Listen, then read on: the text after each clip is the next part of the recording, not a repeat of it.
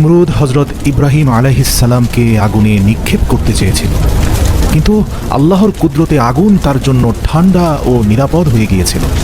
তিনি জীবিত অবস্থায় আগুন থেকে বেরিয়ে আসেন। ঘরে ফিরে আসার পর তার বাবা বললেন, এ ইব্রাহিম, যদি তুমি তোমার আল্লাহকে ছেড়ে না দাও তবে আমার ঘর ছেড়ে চলে যাও। তিনি ঘর বাড়ি ছেড়ে বেরিয়ে পড়লেন, চলে গেলেন মিশরের দিকে। মিশরের রাজা যখন জানলেন ইব্রাহিম আলাইহিস সালাম আল্লাহরই একজন নবী, তখন তিনি নিজের কন্যা হযরত হাজরাকে হযরত ইব্রাহিম আলাইহিস সালামের সঙ্গে বিবাহ দেন। এরপর হযরত ইব্রাহিম আলাইহিস সালাম স্ত্রী হাজরাকে নিয়ে ফিলিস্তিনে চলে গেলেন। সেখানেই তারা স্থায়ীভাবে বসবাস শুরু করেন। ইব্রাহিম আলাইহিস সালামের কোনো সন্তান ছিল না। তিনি দিনরাত দোয়া করতেন, হে আল্লাহ, আমাকে একটি ভালো পুত্র সন্তান দান করুন। অনেক বছর পার হয়ে গেলেও সন্তান আসেনি। সময় কেটে যাচ্ছিল, ইব্রাহিম আলাইহিস সালাম বৃদ্ধ হচ্ছিলেন, তবু তার অন্তরে ছিল আশার প্রদীপ। 84 বছর বয়সেও তিনি দোয়াই করে যাচ্ছিলেন, বারবার বলছিলেন, হে আমার রব, আমি এখনো তোমার করুণা থেকে নিরাশ হইনি। তুমি আমাকে বার্ধক্যে একটি সম্ভ্রান্ত সন্তান দান করো। অবশেষে আল্লাহ তার দোয়া কবুল করলেন। 84 বছর পর হযরত ইব্রাহিম আলাইহিস সালামকে একটি পুত্র সন্তান দান করলেন মহান আল্লাহ। তিনি অত্যন্ত আনন্দিত হলেন এবং ছেলের নাম রাখলেন ইসমাঈল। সে সন্তানকে তিনি বুকের কাছে জড়িয়ে রাখতেন, চুমু খেতেন, কাঁধে তুলে নিয়ে বাজারে ঘুরে বেড়াতেন, তার সঙ্গে খেলতেন, আড্ডা দিতেন, আরও কত কি। কিন্তু সেই আনন্দ দীর্ঘস্থায়ী হয়নি। সন্তানের জন্মের 1 সপ্তাহ পার হয়নি, তখনই হযরত জিবরাইল আলাইহিস সালাম আসমান থেকে এসে বললেন, হে আল্লাহর নবী, আল্লাহর নির্দেশ, আপনি আপনার স্ত্রী ও সন্তানকে নিজের থেকে আলাদা করুন। ইব্রাহিম আলাইহিস সালাম আতঙ্কিত হয়ে জিজ্ঞেস করলেন, হে জিবরাইল, আমি কোথায় নিয়ে যাব আমার স্ত্রী ও শিশুকে? তিনি বললেন, আল্লাহ যেদিকে নির্দেশ দেবেন সেদিকেই তাদের নিয়ে যাবেন। পরদিন সকালে জিবরাইল আলাইহিস সালাম উট নিয়ে মানুষের রূপে হাজির হন। ইব্রাহিম আলাইহিস সালাম স্ত্রী হাজরা ও শিশুপুত্র ইসমাঈল আলাইহিস সালামকে উটে বসিয়ে নেন আর নিজে উটের পেছনে পেছনে হাঁটতে থাকেন। তাদের এই চলার পথে প্যালেস্তাইনের পুরো শহর পেরোয়, দিন পেরোয়, সপ্তাহ পেরোয়, মাস পেরিয়ে যায়। জিবরাইল আলাইহিস সালাম ঠিক সেই জায়গায় পৌঁছান বর্তমানে যেখানে কাবা শরীফ অবস্থিত। তখন সেখানে কেউ বাস করত না, চারপাশে পাহাড় আর নীরবতা। জিবরাইল আলাইহিস সালাম বলেন, ইব্রাহিম, তোমার স্ত্রী ও সন্তানকে এই নির্জন স্থানে রেখে দাও, এরপর নিজে ফিরে যাও ফিলিস্তিনে। ইব্রাহিম আলাইহিস সালাম স্তব্ধ হয়ে গেলেন। এ কি, সেই সন্তান যার জন্য আমি পুরো জীবন দোয়া করেছি তাকে এখন ফিরে যেতে হবে? কিন্তু এটাই আল্লাহর হুকুম, আর ইব্রাহিম আলাইহিস সালাম আল্লাহর হুকুম মান্য করার ক্ষেত্রে পৃথিবীতে অতুলনীয় একজন মানুষ। স্ত্রী হাজরা দৌড়ে আসেন, তুমি কি আমাদের এখানেই ফেলে চলে যাচ্ছ? কোনো উত্তর নেই, তার চোখে শুধু অশ্রু। হাজরা আলাইহিস সালাম জিজ্ঞেস করেন, আল্লাহ কি আপনাকে এভাবে আমাদের রেখে যেতে বলেছেন?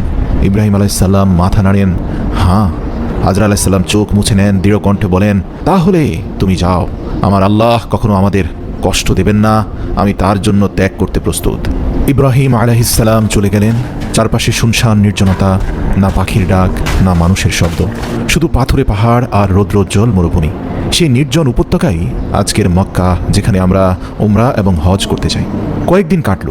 একটি মাত্র পানির পাত্র ছিল হাজরার কাছে, তাতে নিজের জন্য ও ছেলের জন্য পানি দিতেন। কিন্তু 3 দিন পর সেই পানিও শেষ। শিশু ইসমাঈল আলাইহিস সালাম কাঁদতে লাগলেন, তৃষ্ণায় কাতর হয়ে গেলেন। হাজরা আলাইহিস সালাম তাকে মাটিতে শুইয়ে দিলেন, নিজে ছুটে গেলেন পাশে থাকা একটি পাহাড়ে, যে পাহাড়ের নাম আমরা সাফা পাহাড় বলে জানি। সেই পাহাড়ের উপরে উঠে তিনি চারপাশে পানির খোঁজ করলেন, কিছুই দেখা গেল না। তখন দৌড়ে গেলেন অন্য পাহাড়ে, যার নাম মারওয়াহ, যেখানে আমরা আজ ছুটে যাই হজের জন্য। এভাবে 7 বার সাফা এবং মারওয়া পাহাড়ের মাঝে পানির আশায় দৌড়তে লাগলেন। কোনো ছায়া নেই, কোনো আশ্রয় নেই, শুধু একজন মায়ের কান্না আর দোয়া। অবশেষে তিনি ক্লান্ত হয়ে পড়লেন, চোখে জল, পায়ে ব্যথা, হৃদয়ে বোঝা। তিনি পাহাড়ের পাশে বসে পড়লেন, চোখ বন্ধ করলেন, হৃদয় থেকে বললেন, হে আল্লাহ, আমি আমার চোখের সামনে আমার প্রাণপ্রিয় সন্তানকে মরতে দেখতে পারি না। ঠিক তখনই কুড়িঘরের পাশে এক অলৌকিক ঘটনা ঘটে। একটি আওয়াজ শোনা যায়, মাটি ফুঁড়ে কলকল ধারায় পানি বের হচ্ছে। সুবহানাল্লাহ! হাজরা আলাইহিস সালাম দৌড়ে যান সেখানে, দেখেন শিশু ইসমাঈল আলাইহিস সালামের পায়ের গোড়ালির আঘাতে মরুভূমি ফেটে নিচ থেকে বিশুদ্ধ ঠান্ডা পানি বের হচ্ছে। আল্লাহু আকবার! মাটি ও পাথর দিয়ে সেটার চারপাশে বাঁধ দেন, পানির বাঁধ কোনোভাবেই থামছে না। এর জন্য তিনি আরবিতে বলেন জমজম, মানে হচ্ছে থামো থামো। আর আজ আমরা সেই কূপটিকে জমজম কূপ বলে জানি। সেই কূপের পানি খেয়েই সকল হাজিরা তৃষ্ণা মেটায়। এই সেই কূপ। সুবহানাল্লাহ! হাজরা আলাইহিস সালাম পানি পান করলেন, সন্তানের মুখে পানি দিলেন। ধীরে ধীরে সেই জায়গায় গাছপালা জন্মাতে শুরু করলো, খেজুর, ফলমূল আসতে লাগলো। বেশ কয়েক মাস পর একটি কাফেলা সেই পথ দিয়ে যাচ্ছিল। তারা দেখতে পেল পাখির আনাগোনা, বোঝা গেল এখানে পানি আছে। তারা এসে হাজরা আলাইসাল্লামের কাছ থেকে অনুমতি চাইল সেখানে বসতি স্থাপন করার। হাজরা আলাইসাল্লাম বললেন, তোমরা থাকতে পারো, কিন্তু এই পানির কূপ যেন কেউ দখল করতে যেও না, এটা কারো সম্পত্তি যেন না হয়ে যায়, এটা আল্লাহর দান। এভাবে মক্কা নগরীর প্রথম বসতি গঠিত হলো। আর হাজরা এবং ইসমাইল আলাইসাল্লামই হলেন সেই জমজম কূপের প্রাথমিক মালিক। হজরত ইব্রাহিম আলাইসাল্লাম তার প্রিয় স্ত্রী হাজরা আলাইসাল্লাম ও পুত্র ইসমাইল আলাইসাল্লামকে খুব মিস করতেন। দিন রাত আল্লাহর কাছে প্রার্থনা করতেন, হে আল্লাহ, আমাকে তাদের সঙ্গে আরেকটি বার দেখা করার অনুমতি দাও। অবশেষে 1 বছর পর আল্লাহ তাকে মক্কা যাওয়ার অনুমতি দিলেন, কিন্তু শর্ত ছিল শুধু দেখে আসবেন, কথা হবে অল্প, এবং থাকার অনুমতি নেই। 1 মাস সফরের পর ইব্রাহিম আলাইসাল্লাম পৌঁছে যান সেই পুরনো নির্জন স্থানে যেখানে তিনি তার স্ত্রী ও সন্তানকে রেখে গিয়েছিলেন। উটের পিঠে বসা স্বামীকে দেখে হাজরা আলাইসাল্লাম আবেগ আপ্লুত হয়ে কাঁদতে লাগলেন। 2টি চোখ অশ্রুতে ভরে যায়। তিনি বললেন, তুমি এসেছ, এসো, ঘরে এসো। কিন্তু ইব্রাহিম আলাইসাল্লাম বললেন, না, আমাকে কেবল দাঁড়িয়ে দেখা করার অনুমতি দেওয়া হয়েছে। হাজরা আলাইসাল্লামের হৃদয় আবার ভেঙে যায়, চুপ করে যান। প্রাণপ্রিয় স্বামীকে 1 বছর পরে দেখছেন, সেই স্বামী বলছে শুধু দাঁড়িয়ে দেখার অনুমতি। নিজেকে সামলে নেন। ইব্রাহিম আলাইসাল্লাম বললেন, আমার সন্তানকে একটু কোলে নিতে দাও। হাজরা আলাইসাল্লাম শিশুটিকে পিতা ইব্রাহিম আলাইসাল্লামের কোলে তুলে দেন। ইব্রাহিম আলাইসাল্লাম তাকে বুকের সঙ্গে জড়িয়ে ধরেন। চোখ ভরে অশ্রুধারা বইতে থাকে। 87 বছর বয়সের একজন পিতার সবচেয়ে প্রাণ ভমরা একমাত্র পুত্র ইসমাইল আজ তার কোলে। তার সন্তানের মুখ দেখছেন। মাত্র মিনিট কয়েকের জন্য অনুমতি আছে। আল্লাহু আকবার। তারপর তিনি আবার ফিরে গেলেন ফিলিস্তিনে।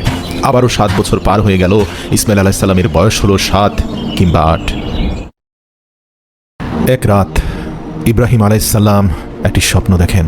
স্বপ্নে একজন বলছে, ইব্রাহিম, তোমার সবচেয়ে প্রিয় জিনিসটি কোরবানি করো আল্লাহর জন্য। তিনি জেগে উঠলেন, চিন্তিত হয়ে পড়লেন। পরদিন তিনি 100টি ছাগল কোরবানি করলেন। জানি রাখি, ইব্রাহিম আলাইসাল্লাম অত্যন্ত সম্পদশালী ব্যক্তি ছিলেন। দ্বিতীয় রাত আবারও স্বপ্ন দেখেন, ইব্রাহিম, তোমার সবচেয়ে প্রিয় জিনিস তুমি কোরবানি করো। তিনি এবার 100টি ওট কোরবানি করলেন, কিন্তু সেই স্বপ্ন দেখা বন্ধ হলো না। তৃতীয় রাতে একই স্বপ্ন, ইব্রাহিম, তোমার সবচেয়ে প্রিয় জিনিস কোরবানি করো। এবার ইব্রাহিম আলাইসাল্লাম বুঝলেন, নবীদের স্বপ্ন কোনো তুচ্ছ তাচ্ছিল্য করার জিনিস নয়। নবীদের স্বপ্ন আল্লাহর তরফ থেকে আসা ওহী। নিঃসন্দেহে এর মাধ্যমে এই পৃথিবীর বুকে আমার নয়নের মণি সেই ইসমাইলকে কোরবানি করার কথা বলা হচ্ছে, কারণ ইসমাইল আমার জীবনের চেয়েও বেশি প্রিয়। আল্লাহর নির্দেশ অমান্য করার সুযোগ নেই। ইব্রাহিম আলাইসাল্লাম সাথে সাথে ছুরি হাতে নিলেন। একটি উটে চড়ে রওনা হলেন মক্কার পথে। বয়স তখন তার 92 বছর। মাসখানেক পর তিনি পৌঁছান মক্কা। হাজরা আলাইসাল্লাম আনন্দে উদ্বেলিত হয়ে দৌড়ে এসে বলেন, তুমি এসেছ, এবার থাকো না হয়। ইব্রাহিম আলাইসাল্লাম বললেন, না, আমাকে আবার ফিরে যেতে হবে, তবে আমার সন্তানকে একটু বেড়াতে নিয়ে যেতে চাই। হাজরা আলাইসাল্লাম আনন্দে রাজি হয়ে যান। ইসমাইল আলাইসাল্লামকে প্রস্তুত করে দেন। ইব্রাহিম আলাইসাল্লাম ছেলেকে নিয়ে হাঁটতে শুরু করলেন। গন্তব্য মক্কার পাশের মিনা উপত্যকা। সন্তান খেলছে, হাঁটছে বাবার পাশে। ইব্রাহিম আলাইসাল্লাম একদিকে হাসছেন, আরেকদিকে কাঁদছেন। হাসছেন যখনই দেখেন শিশু ইসমাইল খেলাধুলা করছে আনন্দে আত্মহারা বাবাকে পেয়ে, আর কাঁদছেন তার উদ্দেশ্যের কথা ভেবে।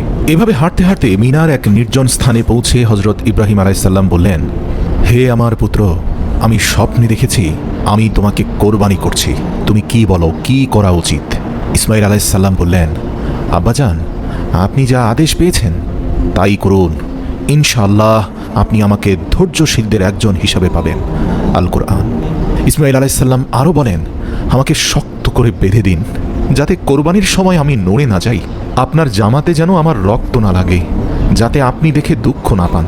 আমাকে মাটির দিকে মুখ করে শুইয়ে দিন, যাতে আমার মুখ না দেখেন। আর আমার মাকে আমার সালাম পৌঁছে দিবেন, এবং যদি চান আমার জামাটা দিয়ে দেবেন, যাতে তিনি সান্ত্বনা পান। এই আবেগময় পরিস্থিতির সুযোগে শয়তান এসে এক পরিচিত মানুষের রূপে প্রথমে ইব্রাহিম আলাইসাল্লামের কাছে এসে বলে, ইব্রাহিম, পাগল হয়েছ? তুমি কি সত্যি তোমার ছেলেকে কোরবানি করবে? এ কেমন পিতা তুমি? ইব্রাহিম আলাইসাল্লাম শয়তানকে 7টি কঙ্কর ছুঁড়ে মারেন। শয়তান চলে যায়। এবার শয়তান হাজির হয় হাজরা আলাইসাল্লামের কাছে। তারপর বলে, তোমার স্বামী ইব্রাহিম তোমার ছেলেকে হত্যা করতে নিয়ে গেছে। হাজরা আলাইসাল্লাম বলেন, ইব্রাহিম আল্লাহর নির্দেশ ছাড়া কিছুই করে না। যদি এটা আল্লাহর আদেশ হয়, তাহলে তিনি যা করছেন তাতেই কল্যাণ আছে। তৃতীয়বার শয়তান ব্যর্থ হয়ে শেষ সুযোগ হিসাবে ইসমাইল আলাইসাল্লামের কাছে আসে এবং বলে, তুমি কি তোমার বাবার হাতে মরতে যাচ্ছ? ইসমাইল আলাইসাল্লাম বলেন, আমার বাবা যদি আল্লাহর হুকুমে আমাকে কোরবানি করেন তবে এটা আমার সৌভাগ্য। শয়তান ব্যর্থ হয়ে ফিরে যায়। এই তিনটি স্থানে আজও পৃথিবীর সকল হাজিরা কঙ্কর নিক্ষেপ করেন। অবশেষে ইব্রাহিম আলাইহিস সালাম তার প্রিয় পুত্র ইসমাইলকে মাটিতে শুইয়ে দিলেন, মুখ ঘুরিয়ে নিলেন যেন সন্তানের মায়াবী মুখটা তাকে দেখতে না হয়। অর্থাৎ ছুরিটা তিনি গলার দিকে চালাবেন পেছনের দিক দিয়ে, কিন্তু ছুরি চালাচ্ছেন, সন্তানের গলা কাটছে না। ইব্রাহিম আলাইহিস সালাম চেষ্টা করছেন, তবুও ছুরি কাজ করছে না। ঠিক তখনই আল্লাহর পক্ষ থেকে আওয়াজ আসে, ইব্রাহিম, তুমি তোমার স্বপ্নকে সত্য পরিণত করেছ, তুমি পরীক্ষায় উত্তীর্ণ হয়েছ। আল্লাহর হুকুমে জিবরাইল আলাইহিস সালাম জান্নাত থেকে একটি মোটা সাদা রঙের দুম্বা নিয়ে আসেন। তিনি বলেন, এই দুম্বাটিকে ইসমাইল আলাইহিস সালামের পরিবর্তে কোরবানি করো। ইব্রাহিম আলাইহিস সালাম দুম্বাকে কোরবানি করলেন। ইসমাইল আলাইহিস সালাম আল্লাহু আকবার বলে সিজদায় লুটিয়ে পড়লেন। এই ঘটনার স্মৃতিতে আজও সারা দুনিয়ার মুসলমানেরা কোরবানি করে। হযরত ইব্রাহিম আলাইহিস সালাম ও ইসমাইল আলাইহিস সালাম দুজনেই ফিরে এসেছেন সেই মহা পরীক্ষার পর, যেখানে পিতা নিজের সন্তানকে আল্লাহর জন্য কোরবানি করতে চেয়েছিলেন, আর সন্তানও আল্লাহর সন্তুষ্টির জন্য নিজে কোরবানি হতে প্রস্তুত ছিলেন। এই ঘটনার মাধ্যমে আল্লাহ একটি মহান বংশধারার ভিত্তি স্থাপন করলেন। এর কিছুদিন পর আল্লাহর পক্ষ থেকে ইব্রাহিম আলাইহিস সালামের কাছে আরও একটি আদেশ আসে, তুমি ও তোমার পুত্র মিলে এই পবিত্র উপত্যকায় আমার ঘর নির্মাণ করবে, যেই ঘর কিয়ামত পর্যন্ত একমাত্র আমার ঘর হিসাবে পরিচিতি পাবে, যা বর্তমানে আমরা খানায়ে কাবা বলে চিনি। সুবহানাল্লাহ। ইব্রাহিম আলাইহিস সালাম এবং ইসমাইল আলাইহিস সালাম দুজন মিলে কাজ শুরু করলেন। ইসমাইল আলাইহিস সালাম পাথর এনে দিচ্ছেন, ইব্রাহিম আলাইহিস সালাম স্থাপন করছেন। যখন কাবার দেয়াল উঁচু হয়ে যায় তখন ইব্রাহিম আলাইহিস সালাম একটি পাথরের উপরে দাঁড়ান। সেই পাথরের নাম আজও স্মরণীয়, যাকে আমরা মাকামে ইব্রাহিম বলে চিনি। কাবা নির্মাণ শেষ হলে দুজন পিতা পুত্র আল্লাহর দরবারে হাত তুলে দোয়া করলেন, হে আমাদের রব, আমাদের কাছ থেকে এটা কবুল করে নাও এবং আমাদের থেকে এমন একটি জাতি বানাও যারা তোমার ইবাদত করবে, তোমার পথে চলবে। ইব্রাহিম আলাইহিস সালামের সেই দোয়া আল্লাহ কবুল করেছিলেন। আর বহু শতাব্দী পর হযরত মুহাম্মদ সাল্লাল্লাহু আলাইহি ওয়াসাল্লাম জন্মগ্রহণ করেন এই ইসমাইল আলাইহিস সালামের বংশধারাতেই এবং এই পবিত্র কাবার পাশেই। বন্ধুরা, এই ঘটনা শুধু একটি গল্প নয়, এটা হচ্ছে পৃথিবীর বুকে থাকা মহান রবের তরফ থেকে দেখানো পৃথিবীর শ্রেষ্ঠ বিস্ময়কর সত্য ঘটনা। এটা ত্যাগের ঘটনা, বিশ্বাসের প্রমাণ আর আল্লাহর প্রতি সম্পূর্ণ আত্মসমর্পণের শিক্ষা। আজও আমরা কোরবানি করি, কিন্তু আমরা শুধু পশু জবাই করি না, আমরা কোরবানি করি আমাদের আত্মমর্যাদা, খারাপ ইচ্ছা, গর্ব, অহংকার, সব কিছু শুধু আল্লাহর জন্য। বন্ধুরা, ইব্রাহিম আলাইহিস সালাম, হাজরা আলাইহিস সালাম, ইসমাইল আলাইহিস সালাম তারা আমাদের জন্য রেখে গেছেন আখেরি যুগেও আলো জ্বালানোর জন্য এক অনন্য দৃষ্টান্ত। আসুন আমরাও তার মতো হতে না পারি, তার পথে চলার অন্তত চেষ্টা করি। ভিডিওটি ভালো লাগলে শেয়ার করুন, তাতে আপনার একটি ক্লিকেই কারোর হৃদয়ে পৌঁছে যাবে এই পবিত্র বার্তা। পরবর্তী গল্পে আবারও দেখা হবে ইনশাআল্লাহ। আসসালামু আলাইকুম ওয়া রাহমাতুল্লাহ।